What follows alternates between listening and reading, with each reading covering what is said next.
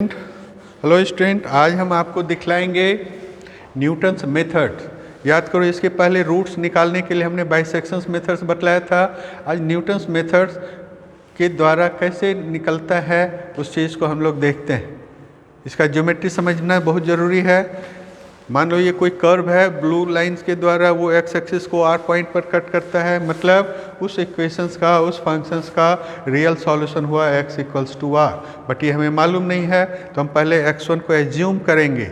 x1 पर से आप एक परपेंडिकुलर ड्रॉ करते हो, जहाँ पर वो कर्व को कट करता है, वहाँ से आप एक टेंजेंट लाइन ड्रॉ करें। ध्यान से देखें, वो टेंजेंट कहाँ एक्स एक्सिस से मिट कर रहा है, x2 पर। So x2 is suppose to be the more accurate method. So we start with a first approximation x1, जिसे आप गेस करो या जिस किसी भी मेथड से लो, उसके सहारे हम लोग x2 निकालते हैं। अब ध्यान से देखेंगे कि x2 कैसे निकलेगा। यहाँ आपने x1 माना, इस पॉइंट का कोऑर्डिनेट x1 fx1 मान लीजिए। जो लाइन कट कर रहा है टेंजेंट लाइन, उसको x2 आपने माना। तो इस टेंजेंट लाइन का इक्वेशंस क्या होगा? टेंजेंट का ग्राफ, अगर इक्वेशन fx दिया हुआ है तो उसके स्लोप का इक्वेशंस कितना हो जाएगा? स्लोप का वैल्यू f डैश x1, क्योंकि आपने x1 पर टेंजेंट लाइन ड्रॉ किया।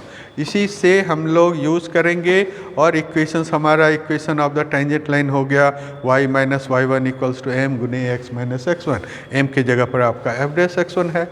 अब ध्यान से देखें, अगर यह लाइन x एक्सिस को कट कर रहा है तो उस कट पॉइंट पर y कोऑर्डिनेट कितना हो जाएगा? 0।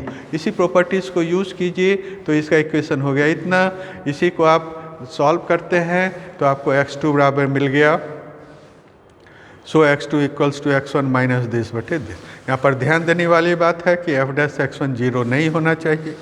अब यहाँ से आपको एक अप्रॉक्सीमेशन मिला, फिर x1 की जगह पर x2 को पुट कीजिए तो नेक्स्ट अप्रॉक्सीमेशन मिलेगा।